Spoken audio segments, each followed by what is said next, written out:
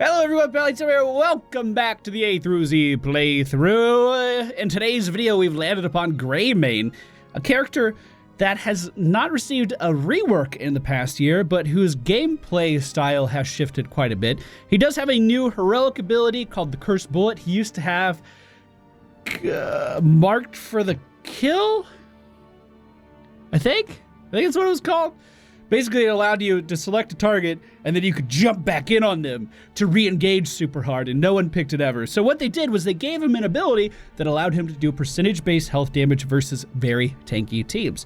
So Greymane has a tool to deal 35% of a target's current health and damage. So if you use this on a tank right at the beginning, especially like a Muradin, an Avatar, or a Cho'Gall, for instance, it could do thousands of damage in a single shot, which is pretty cool.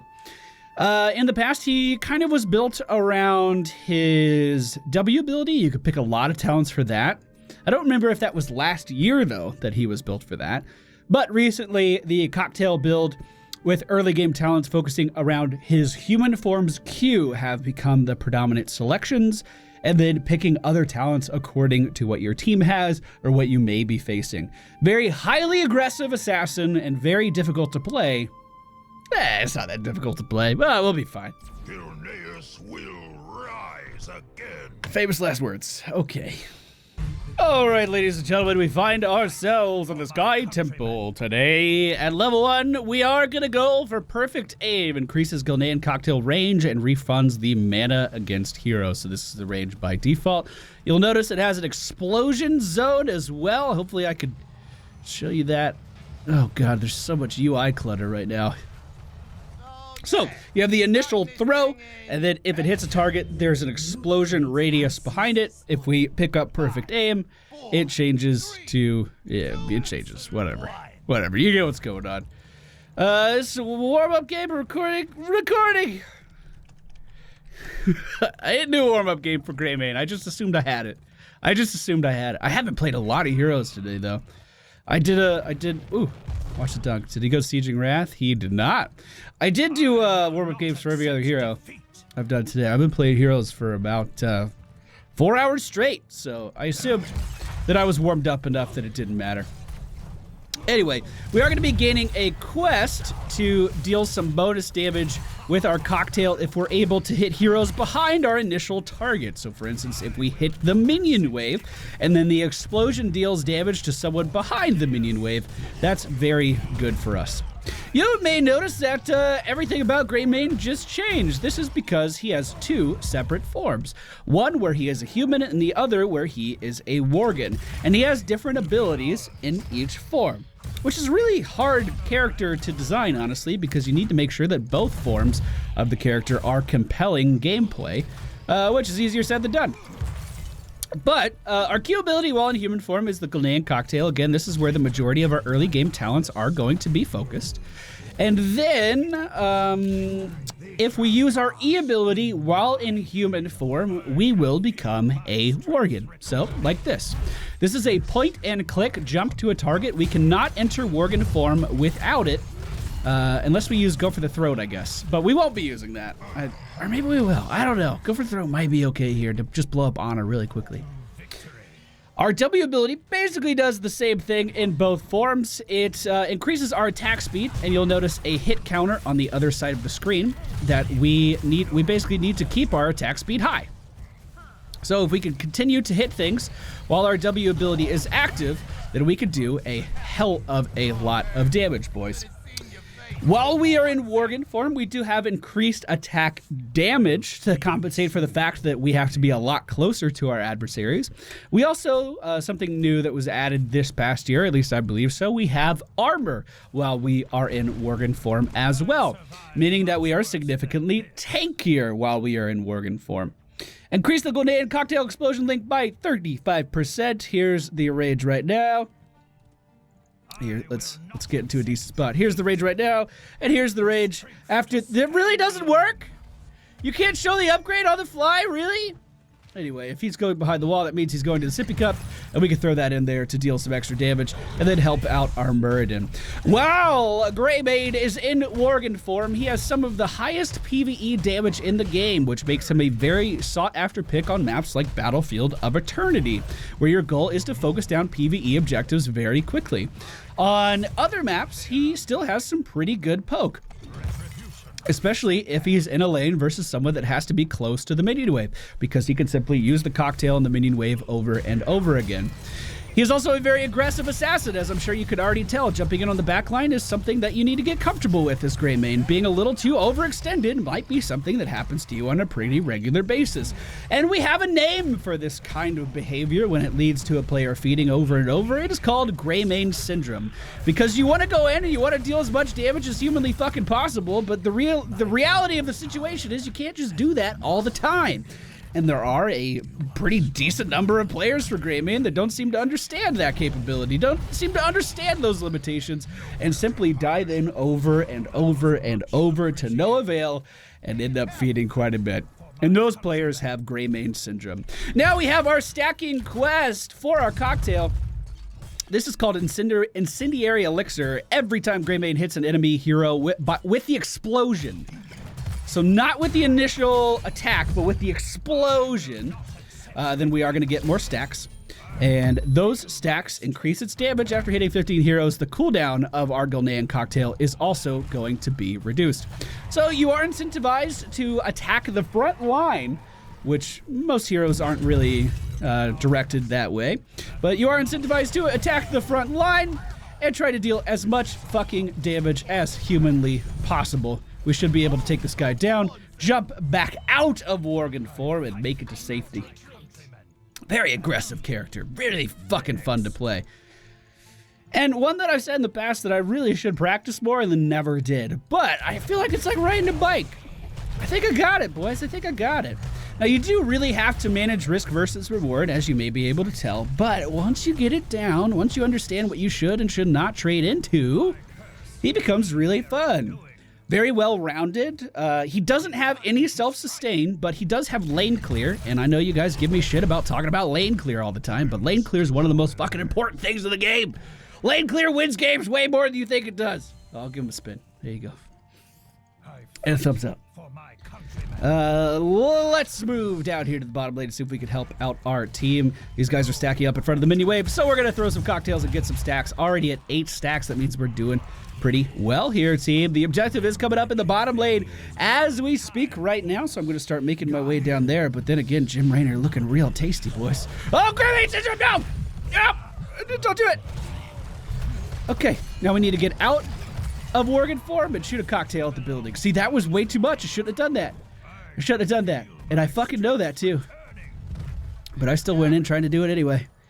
Oh, man. Oh, living on the edge. Living on the edge! Oh, triple tap coming out. Oh, no! Oh, I missed the cocktail by a fucking inch! All right, we're going to go for the throat.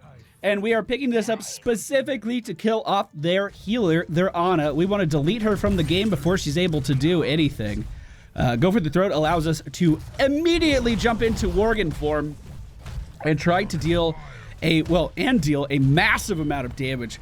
547 damage. If this kills the target, we can fucking use it again. Targets that can die from go for the throat, will have an icon above their head, but you're able to deal a massive amount of burst damage to targets that aren't paying attention.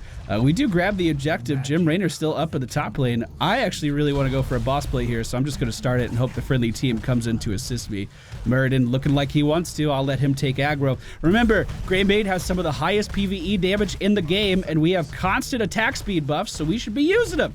There we go. Muradin finally walking into range is going to take aggro. And we should be able to pick this up, no problem. Look at that hit counter go. 302 damage a swing here. By the way, we gain 10 armor by being in Worgen form as of right now. Looks like the enemy team's Ana did go for the snipe heroic ability. I'm in favor of pushing something right now, but it looks like we're trying to slay up in the top lane. We're going to keep this enemy team split and let them try to deal with that boss. Oh, I'm looking for the opening here. I just don't think it's there. She's going to be retreating, so this should be a free fort up in the top lane. We'll just dive in and start swinging away at this, especially with Zagara here. We should be able to zoom in here, no problem. Well, if he's going to push up this far, we might as well kill him. Not going to bother using Go for the Throat because we simply don't need it, and we'll focus down this building really, really fast. There is some Siege Giants pushing the bottom lane that the enemy team was able to pick up, but we distracted them long enough with the boss to get a couple kills up top and a free fort. So I would say that was well worth our time. Jim Raynor still looking to hold this position down. I just don't think he's going to be able to do it. If we want to take this camp really quick, we can certainly do that. We have a moment for the enemy team really starts to respawn. We are going to pick up Running Wild here, which is going to increase our disengaged distance, allowing us to reposition a little bit easier in fights. Go for the Throat was used. Unfortunately, I pushed up a little bit too far, and Jim Raynor was able to take me down. Murden getting really low on health here as well. Hopefully disengaging Varian Ren for the enemy team. It does fall, however. But I think we should cut our losses. Greymane Syndrome was a little bit too strong there. I wanted to engage really hard, and obviously it wasn't the right time to do that, as I'm sure you could tell. The Sky Temples are active. This Siege Giant camp got a bit of value. Might actually be able to finish off the fort if we don't respond to that in time. Our Zagara does have Nidus Worm, so she could be able to, she could be all over the map whenever she wants to. But she has to visit that bottom lane first, and I don't think she's going to quite do that in time to save this building. So definitely not optimal play there, but hey, we took a risk. We went for a big play, and it didn't work out, so we have to pay the price. I'm just going to push middle lane back. Doesn't look like we're going for any aggressive plays, although Nova picking up a kill on the enemy team's Ana in the top lane just now. They don't need me for the bottom keep, or for the bottom objective. So I'm just going to sit here and deal as much damage as I can. Just kind of cleave the lane down. We have vision of everyone up top, so I'm not even worried a little bit.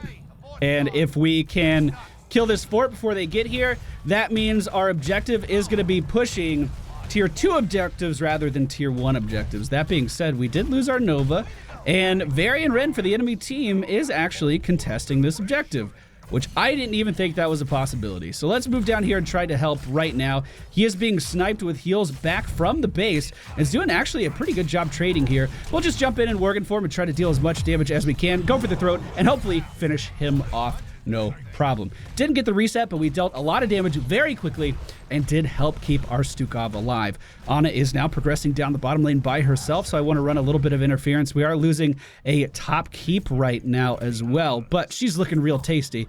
The sleep dart does land, so we are going to be CC'd, and top is now gone.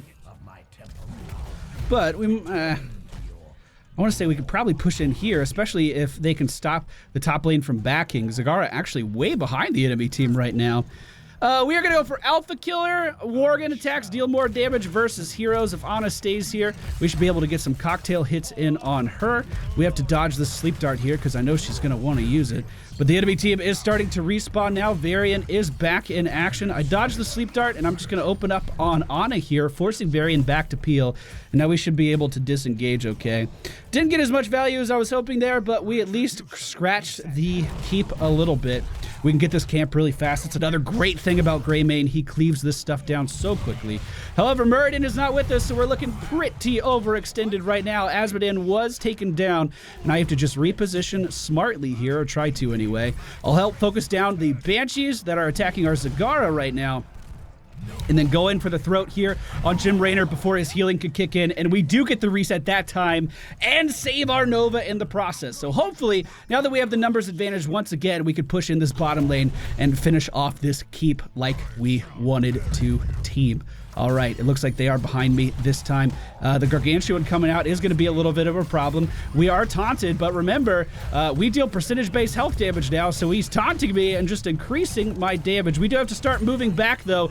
Great opportunity to land some good cocktail damage, though. I don't think we're going to be able to finish this off, especially because the whole team didn't quite push in with us, but our incendiary elixir quest is complete, so we can just spam the shit out of that whenever we want to. Let's go ahead and fall back and get the objective, it looks like they're trying to stay a little bit too long. Remember, this objective is going to shoot that keep, so we're basically getting the same value here as we would be by pushing that in, and it's a lot safer as of right now. Zagara is getting swarmed up at the top lane. Azmodan and Jim Raynor up there, which just means that we should be able to get this totally fine. We might actually be able to start boss at this rate totally fine. Zagara did die, though. Wasn't quite able to get away. Nova looking for a potential kill here. We are going to finish off that bottom keep. Looks like Stukov did go back to the base to clean up these catapults. Good map awareness there. We're not being contested by anyone, but it looks like Azmodan is pushing middle. I'm going to go ahead and leave Murd into this and fall back and try to defend that, since we did get our keep down, no problem. Azmodan just walking in with the laser, dealing that single target damage to the keep there. And all of a sudden, I'm finding myself in a bit of a bad spot. We'll just try to deal some cocktail damage and disengage here. I was kind of hoping Nova would see me and move in, but Nova walked right past me. She was focusing Azmodan. I put my faith there, though. I was like, oh, Nova's right there. We could just engage really hard. Still a positive trade. 3 members of the enemy team are down, although they are pushing in quite hard here. Just passively pushing. We could try to boss, although I don't think we would kill it very quickly without me up on the map. So far, we have the highest deaths on the team. Feels really bad, man. Cocktail quest is finished. We do have some decent options here at level 20. We're probably going to go for the Hunter's Blunderbuss, which allows us to cleave our auto attack damage, very similar, our auto attack damage while we're in human form, very similar to how the cocktail kind of splashes behind its initial target. So if we're mostly just waiting around in our human form, we can deal a lot of splash damage in the middle of a fight, especially in conjunction with our Q. So I think we're going to go for that. The other option would be Tooth and Claw. So our Worgen cleaves, that would allow us to clear jungles out a little bit faster, but that kind of skill is mostly focused at like attack speed builds, W focus builds. We're not really going for that, as I'm sure you can tell. Jim Laner coming up pretty far in this fight. We're just gonna chill here and spread our attack damage to the back line. We're hitting Azmodan without even moving forward. I am gonna jump back using the zombie wall of Nazeebo there to get away from that altercation just a little bit. Not too much was actually done there. We don't have Zagara in this fight, so we weren't able to do too much. And Nova was looking for an opportunity that just wasn't happening, trying to get a snipe on the back line or something. The next objective is going to be located up in the top lane. We have all of our cooldowns ready to go. And it looks like we're fighting right here as Varian moves forward. The boss has been aggroed, so we want to make sure we don't get stunned, but I can actually use the boss to splash damage back to the enemy team if they move into this area. We need Zagara with us, though. We can't just keep doing everything outnumbered. We are level 20, and we should be using that to our advantage. Zagara deciding to push top right now, so we might be giving them a free boss if we continue to stay here. Which is frustrating. I just want our team to be grouped. But we can poke with Cocktail. We might be able to just full-on engage here. We do see Nazeebo kind of split off from the team. That may have been a decent opportunity. Free cocktail damage here. The longer they stay, the more we poke. The boss only at half health. Uh-oh, there's the taunt. There's the taunt, but there's the stun. And we're going to go for the throat. Protected, by the way, but not forever. Muradin going in, dealing a lot of damage. I'll try to focus this objective, or focus the boss down and then move onto the point. Greymane does move in, but a great knockback from our Stukov is going to secure that boss for us, and we're just going to full-on disengage now, get away from those spiders.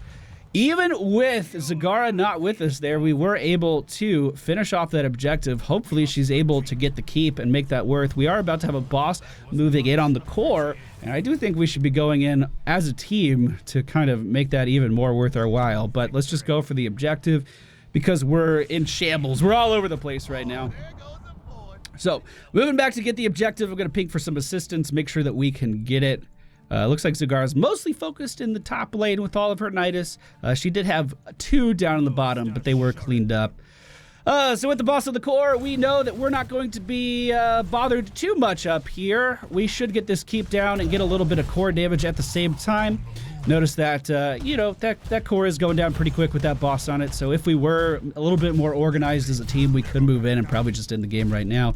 I'm going to ping for some assistance again because, well, that core's done being focused, and, well, the only thing left on the map for the enemy team to do is move up here, or I guess get this mercenary camp that they want really bad.